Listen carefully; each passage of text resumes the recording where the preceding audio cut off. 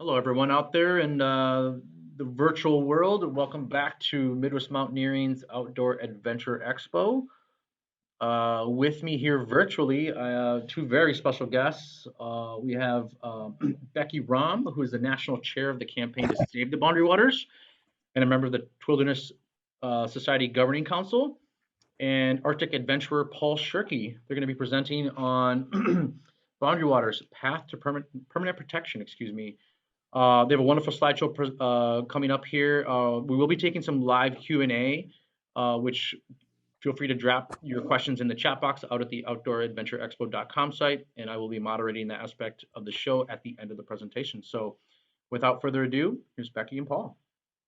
Thanks very much, and welcome everyone. Paul and I are very grateful that you've joined with us tonight. I am the volunteer national chair of the Campaign to Save the Boundary Waters, which is a 400 plus member coalition of conservation groups, businesses, and hunting and fishing groups that have united around the goal of permanently protecting the watershed of the Boundary Waters, Quetico and Voyager National Park from copper nickel mining. I'm going to turn it over to Paul right now to introduce himself and talk a little bit about the organization that runs the campaign, so you know who we are. And then we'll proceed to show you a video and some slides and explain how we're working very hard to achieve permanent protection, a permanent ban on copper mining in the watershed of the Boundary Waters. So Paul Schurke.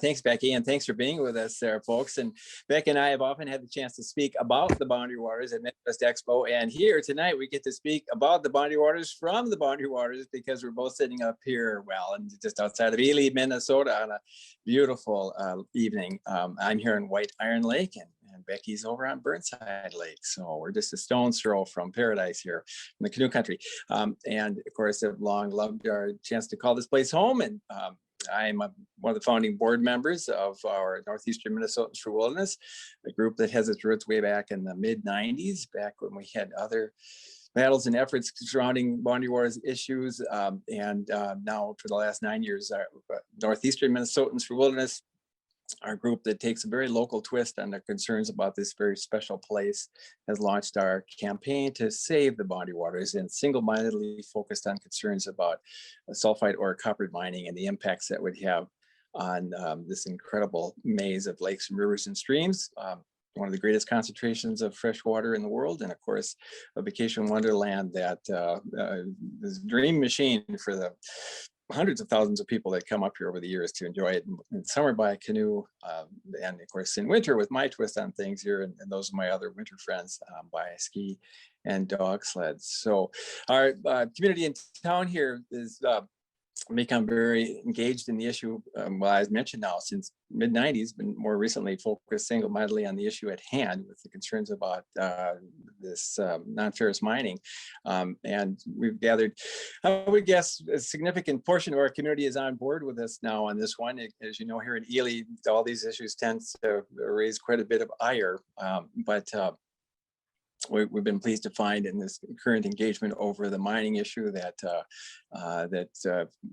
largely folks in the community here in Ely have agreed to disagree. There's been some angst and some raised tempers from time to time, but I think we've been able to engage in a discussion on this, and increasingly the tenor of the politics here in Ely is shifting as well, as people realize what a special amenity the Boundary Waters is, not just for vacationers, but of course as a lifeline for our community and livelihood for so many of us here who live here. So hence our passion and our commitment to saving this special place, and tonight here we'll share with you a strategy for doing that. So welcome, and I'm going to start off by showing a short video.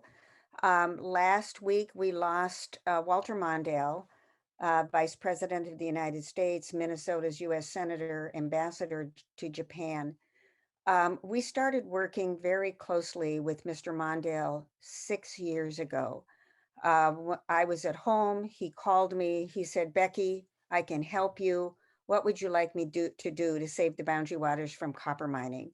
And that started a friendship with us and with other members of our family here in northeastern Minnesota, Paul and others who've been working on this issue. And over the past 6 years, Mr. Mondale really became a champion for protecting the boundary waters. He wrote 5 opinion editorials, including one in the New York Times that he co-authored with Ted Roosevelt IV. He wrote 3 that were published in the Star Tribune, one that was published in the Duluth News Tribune. And at the time of his death, we were working together on his 6th op-ed. He had decided to join again with Ted Roosevelt IV and submit an opinion editorial in the New York Times calling on President Biden to protect the boundary waters. Mr. Mondale had known Biden for decades. They knew each other in the Senate. They were very close. Vice President Mondale was convinced that President Biden was a strong conservationist, and he was especially thrilled by the executive order by President Biden to preserve 30% of the land and water in the United States by 2030. And Paul's going to talk to you about how we fit into 30 by 30. But first, we're going to show you a very short video of Mr. Mondale.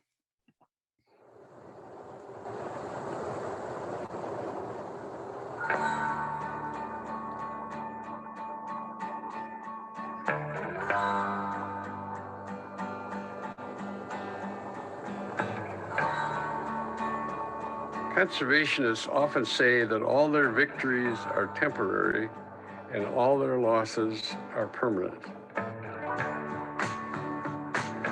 Over the years, I may have dismissed this statement as the understandable hyperbole of passionate advocates. But as I consider what looms over the future of the boundary waters, I'm no longer quite so sure.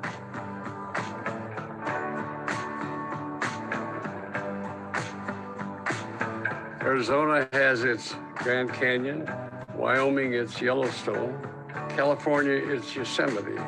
The boundary waters is such an image for Minnesota.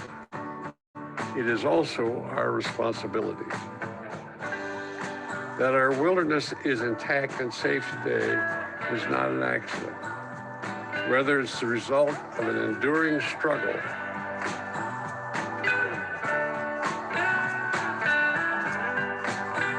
Are we generous enough, secure enough, mature enough to refuse short-term gain in order to avert long-term calamity?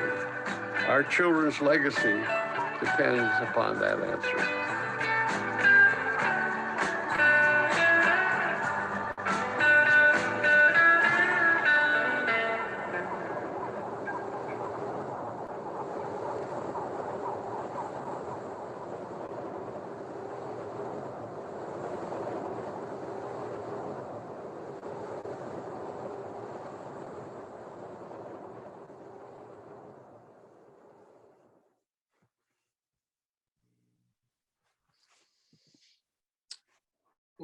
That before I turn it over to Paul, what Vice President Mondale was reading was the very first opinion editorial that we worked on with him. And that was published in the Star Tribune in 2016. So Paul, talk to us a bit about what's going on with President Biden, and then I'll talk about our federal strategy after you're finished. And just tell me when you want to move the slides forward. Sure. Thank you, Becky.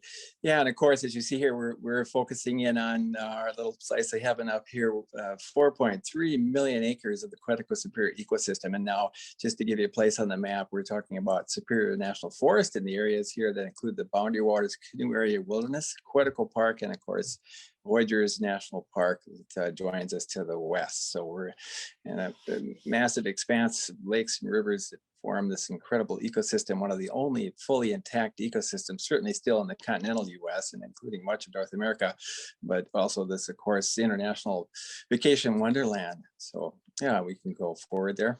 Next slide. So we're just north of the Laurentian Divide. That's the big bump in the landscape here that creates one of our continent's largest watersheds, the Rainy River watershed, which becomes part of the Hudson Bay drainage and makes its way all the way from the Boundary Waters to the Arctic Ocean, one of my favorite haunts. And if you've got a strong back and a weak mind, you can make that journey like many people have by putting your canoe in the water here and finding your way up to Churchill, Manitoba, in about a 3-month journey over 1,200 miles of rivers and streams that take you all the way from here to the land of polar bears. And of course, our concern is the mining. You see in red there, it's depicting what we call the path of pollution, where if these sulfur ore coffered mines come into play, the impacts they'll have on the watershed will be dispersed all across that 1,200-mile passage from here to across quite much of southern Canada, Manitoba, and parts of Ontario, and then into the Arctic Ocean at Hudson Bay. Next slide. Next slide, please. So, but we are savoring a sense of hope these days after abiding a year of strange, dark times. And I think we're all reveling in the notion that both the pandemic is easing up, and of course, the strange, dark political times we're engaged in a very abrupt and very hopeful shift there as well. And for purposes of tonight's discussion, one of the most exciting initiatives in the political groundswell that's underway as the executive action that the Biden-Harris administration undertook in January, an executive order on climate change that commits to this plan called 30 by 30, which commits to conserving 30% of land and water by the year 2030. And of course, conservation of those land and water resources and the biodiversity they contain is crucial to stopping extinctions and the catastrophic effects of climate change. And amazingly, it's that the Biden-Harris 30 by 30 plan represents one of the most ambitious conservation plans in history. So we are embarking on a very amazing journey here with this plan. Scientists have long recommended protecting and conserving 30% of the Earth's land and water resources by the year 2030, and now there's political action behind it, and momentum is building as well, given the overwhelming evidence that an existential crisis is in the offing if we don't take action now. For example, 1,000 species are at risk of extinction right now. Right now, we're losing a football field's worth of nature every 30 seconds in the US alone, and 2/3 of the oceans that were once thought to be limitless are now severely altered. And the Biden-Harris administration plan is not only committed to launching this project, but also launching a process which has broad stakeholder involvement, from agriculture and forestry folks to fishing and hunting people to the tribal groups throughout the United States, along with states and scientists and local office holders. So it's an equitable and inclusive vision for nature conservation. And I think we'll find that our mission here at home with the Boundary Waters will play a big part of that. Currently, I think we're on slide 6 here. Are we not, Becky? Is that right? You want to Or is that 6? Yeah.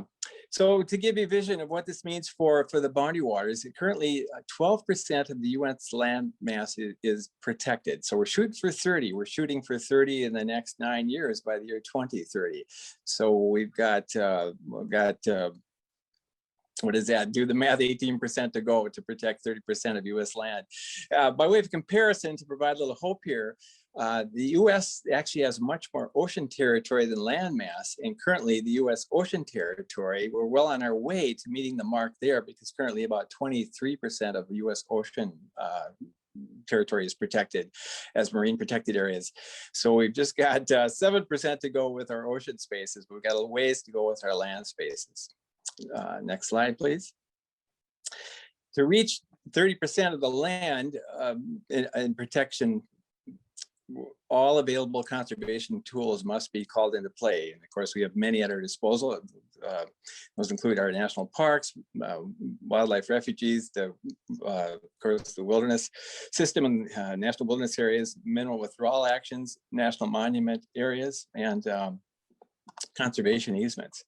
So how does the BWCA fit into all this?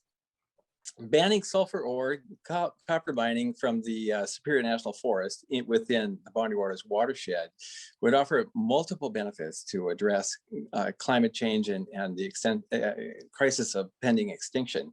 Among those benefits, it would preserve the carbon sequestration impact of boreal forests. And I was keen to find out that boreal forest has a tremendous impact on carbon sequestration. We think about that mostly as regards the Amazon or tropical places with all their biomass, but boreal forests play a key role in that and have a tremendous capacity for sequestering carbon. So fitting the Boundary Waters into this plan for 30% protection would ensure its role in sequestration as well. Secondly, it would avoid the massive energy demands of these proposed mines and thus eliminate a huge new source of greenhouse gas emissions. And thirdly, preserving the 4.3 million acre ecosystem, the entire Quetico Superior area, again, including the Boundary Waters, Quetico Park, and Voyageurs National Park, would provide a huge refuge for species that are threatened by climate change. And fourth, what does the climate modeling tell us? Well, we see it in these slides here. We'll talk about that for a moment. The Wilderness Society nationally has identified 74 places across the US that are critical to sustaining biodiversity. And these places all have three essential characteristics. First, they're very wild. Second, they're connected to existing protected places. And third, they have diversity of species and ecosystems. So we'll shift to the next slide here. There was 74 places that were identified as having wildland conservation values were considered under various climate scenarios as shown here in three colors. The darker the color, as you see in these maps from yellow to kind of a burnt orange, the darker color represents far greater significance in terms of the wildland conservation values of these places and their role in climate change. Now, the next slide, please. With the combined results of these three models, the darkest red-brown, oh, I'm sorry, I think I got your head, you can shift back, thank you. The combined results of the three models show that the darkest red-brown colors are the ones with the highest climate change significance of these 74 critical conservation places. And if you look close to the map there to find Minnesota, you'll see that the Quetico Superior, with its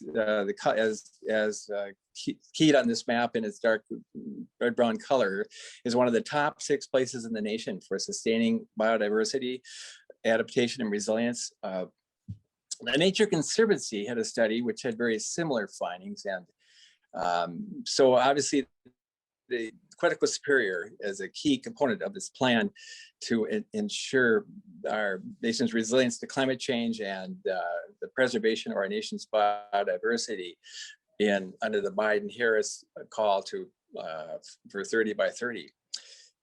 So we urge the Biden-Harris administration to provide full protection by banning sulfur or copper mining. If we go to the next slide, and the steps towards that: first, we're asking the U.S. Forest Service to reinitiate and complete the federal minerals withdrawal study that was abruptly canceled by the Trump administration. This study will provide a comprehensive analysis of the economic and ecosystem benefits of banning sulfide or copper mining, because the law allows the Secretary of the Interior to withdraw mining in the headwaters of the Boundary Waters with proper cause for 20 years. So that's the first step in the process. Second step is this mineral withdrawal process would provide a scientific basis for a permanent ban on sulfur or copper mining on all federal lands within the Boundary Waters watershed. And that's extremely important, because while we were hoping for this 20-year moratorium on mining in the Boundary Waters watershed, wilderness is just not a 20-year gamble. Wilderness is forever. We want to keep it that way.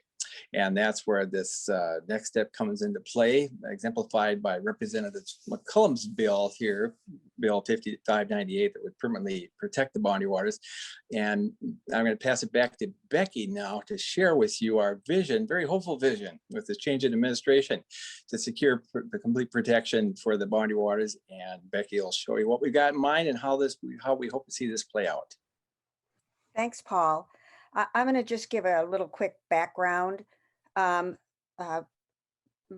Most of the U.S. side of the watershed is federally owned public land, which means land that you and I own as American people.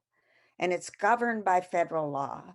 Since 1910, the policy of the United States has been that we don't develop minerals in all of the federally owned public lands. There are 640 million acres of minerals in the United States that you and I own as American people. Some of those minerals are in places that are too valuable and or too vulnerable for development. So federal law sets out a process for the executive branch of the federal government to identify areas where there should be no mineral development.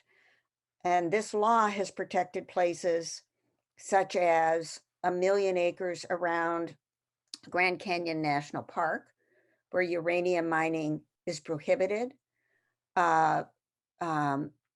rivers and gateways to places like Yellowstone National Park.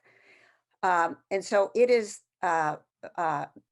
it's a benefit and an opportunity and a solution that's uniquely available to the Quetico Superior ecosystem. It is not available to the rest of Minnesota.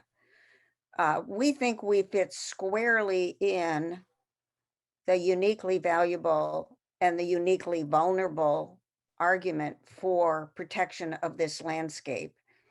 And Paul and I first started going to Washington, D.C. way back in 2013, along with a lot of other local people, and then throughout Minnesota and now throughout the nation. We've been going a week every month since 2013 to carry our message to members of Congress and to the agencies that manage our federal public lands, that this is a place that should be off limits to mining. We were successful in that request in 2016 when the chief of the Forest Service concluded this was the wrong place for copper mining. And his agency rejected renewal of the only 2 federal mineral leases that existed in the Superior National Forest. The chief then applied for a 20-year mining ban. And that triggered a process under federal law to study what a mining ban would mean. Paul explained this. They look at the ecological implications, the economic, the socioeconomic implications of a mining ban in this place. And that process continued 20 months into the Trump administration before it was abruptly canceled. Our strategy remains the same as it was when we first started working on this 9 years ago, which is to take advantage of federal law and the policy of the federal government to protect places that are too important for America to be developed. So here's the process. Mineral withdrawals, what is one and how do we achieve that? So it protects US public lands and waters. It doesn't work with private minerals, state minerals, federal minerals only. A withdrawal means you are withdrawing land and minerals from the federal mineral leasing program, from the federal mining program. And that means federal mineral leases and prospecting permits are prohibited. Now, there are 2 kinds of withdrawals. I'll talk to you about both of them. One is permanent. Only Congress can make a permanent withdrawal. Now, in the 1970s, many of the same people who are working on this today went to Congress and asked that there be a permanent mineral withdrawal of mining inside the boundary waters. and we were successful. We also asked Congress to ban mining on 220,000 acres of superior national forest lands that form the three major entry corridors into the boundary waters. These corridors are the Gunflint Trail, the Echo Trail, and the Fernberg Road. The 1978 Boundary Waters Act was a permanent mineral withdrawal, a permanent ban on lands within the boundary waters and along those three entry corridors. A temporary administrative withdrawal falls under this special federal law that I mentioned that allows the executive branch of government, it falls in the Department of Interior, so Secretary Holland will be the decider on this. And they can, if there is an application presented by the Land Management Agency, which in our case is the Forest Service, to the Secretary of the Interior, she will segregate the lands that the Forest Service is asking to be studied from the mineral leasing program. And she segregates them for 2 years. So there is a period of 2 years to do an environmental study. After the study, there will be a recommendation to Secretary Holland on whether or not she should issue a 20-year mining ban. We believe she would, knowing the facts and science in our situation. And so that first administrative withdrawal, which is our process, first do the administrative withdrawal, gives us then the opportunity for Congress to pass a bill to make it permanent like it did in 1978. So this is what I've basically gone through. It's an application for a 20-year withdrawal. In 2016, it covered 234,328 acres, protecting both the boundary waters and voyagers. It crossed south of both of them. The study then analyzes what would it be like to our community if it were protected for 20 years. And then the Secretary of the Interior makes the decision. This is what the withdrawal looked like in 2016.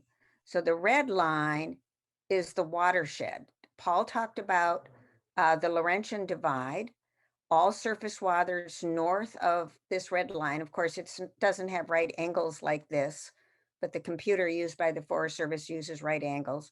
But basically, this is the Laurentian Divide. And so all surface water north of that divide flows into the boundary waters, into these mining protection areas I told you about, 220,000 acres protected in 1978, and then into Canada and down onto Voyageurs National Park. For our purposes, the red and the yellow and the blue doesn't matter. One's called public domain lands, one's acquired lands, but the yellow and the blue represent the 234,328 acres that were designated in 2016. Once we get our 20-year withdrawal, we're going to ask for a federal bill. Betty McCollum, who's been our champion in the U.S. House, reintroduced H.R. 5598 last week on Earth Day. Because we're in a new Congress, it gets a new number. So the number now is 2794. And that's the bill that will make that withdrawal or mining ban permanent. When she introduced the bill in 2020, she got to 47 co-sponsors. The bill went through the U.S. House Natural Resources Committee and was passed out of the committee.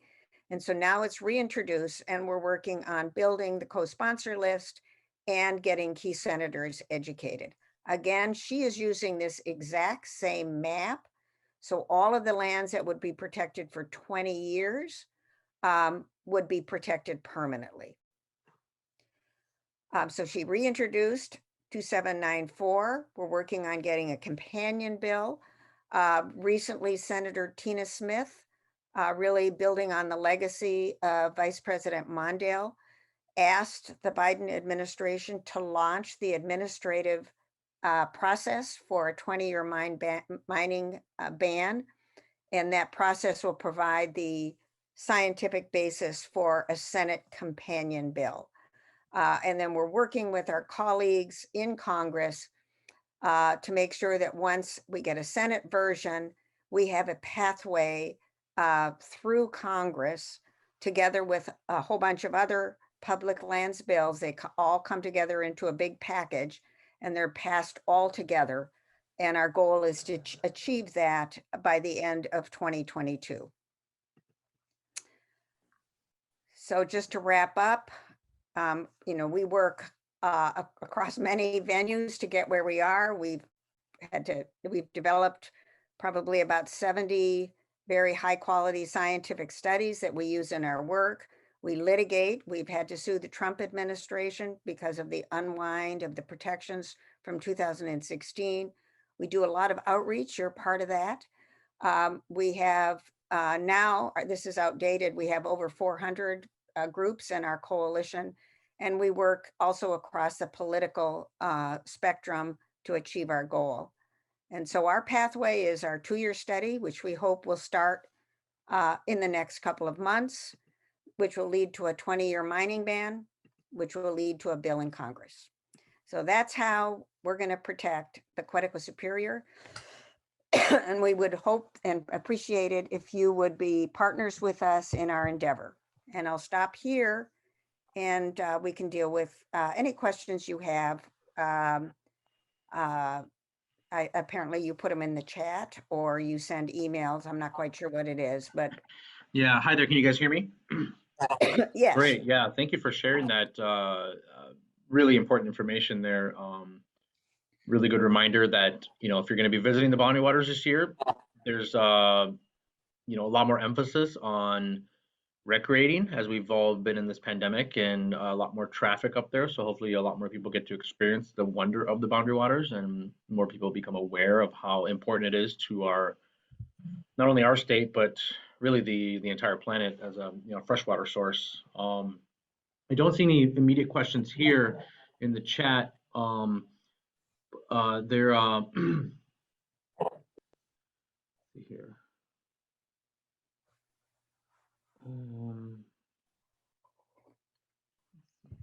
There.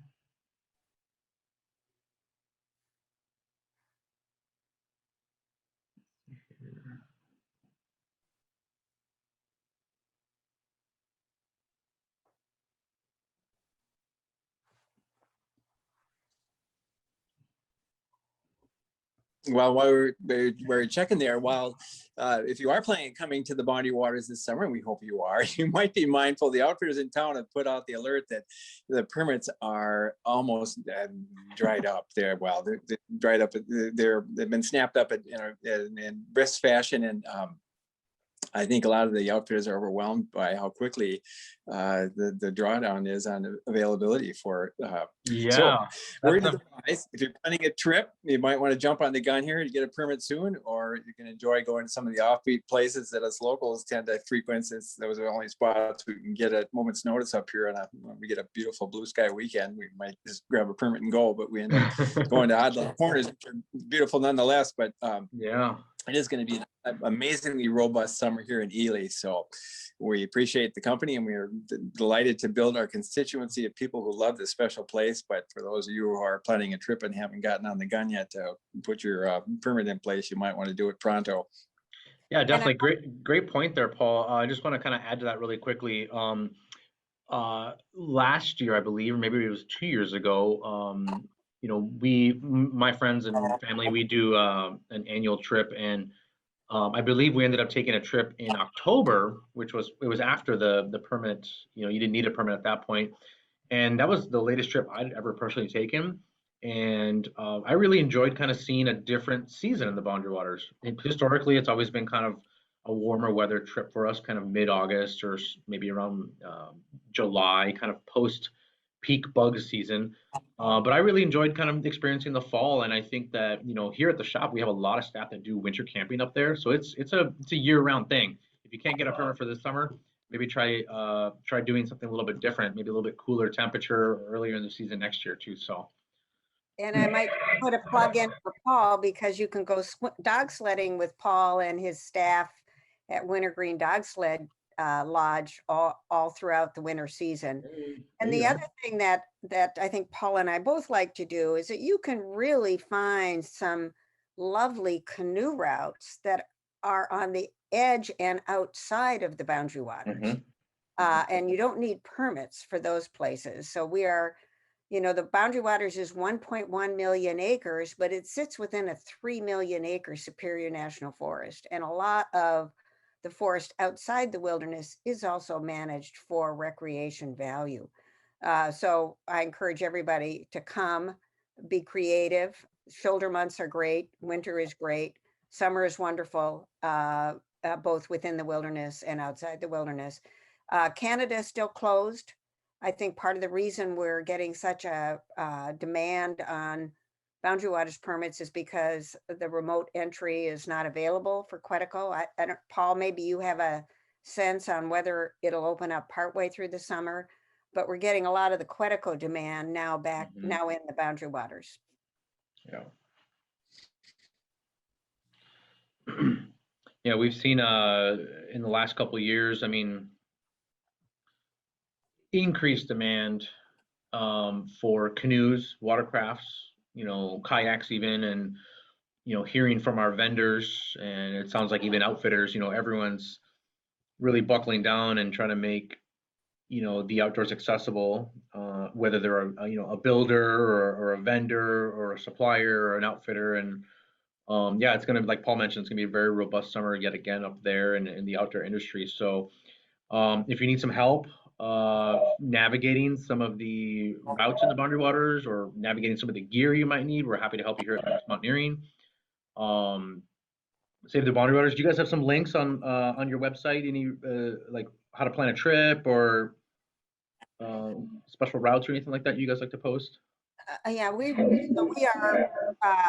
are our leadership actually are many of the businesses that are in the outdoor recreation industry. Our coalition includes all of these groups, so we don't directly provide that information. Yeah. Because our coalition and our members do. Sure. But it's pretty easy to find that information. You can really contact any Wilderness Edge outfitter. You can go to I assume Midwest Mountaineering, but there are a lot of really terrific ways to get good information from the wilderness providers all the way around the wilderness. Definitely, yeah, and I would just add to that, and this is maybe just kind of shop talk here, but for those of you that are planning a trip up there and you're kind of still putting together your kit or all the equipment you're going to be bringing, I will say in the last couple of years, the demand on the equipment has been pretty high. So if you're able to secure the items that you think you're going to need for your trip, I would do that sooner than later. There's always rentals and using some of the outfitter gear. They've always had great gear up there as well. But just know that the entire industry has been really put under good stress. I mean, we do want people going outside, but getting gear quickly for them has been kind of tough.